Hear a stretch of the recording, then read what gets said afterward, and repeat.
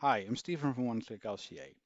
Today I will show you how you can make changes to existing data which you have included to your project. First of all, we have to open our project and navigate to our building materials page. There we have to have added some data, which I have added in this case. We then navigate to the right where we find the Change button. We can then click either on Replace or on Split. With the Replace button, it allows us to change a product into a new material. We just have to make sure we take a look at the quantity and perhaps our filter settings. We can change the product into a different type of product, but just make sure the change is correct. What we can also do is do the change and then click on the Split option. With the Split option, we can change a single product into multiple products. Useful example here is if we change concrete into concrete and reinforcement steel, but you can use it on any type of product, of course.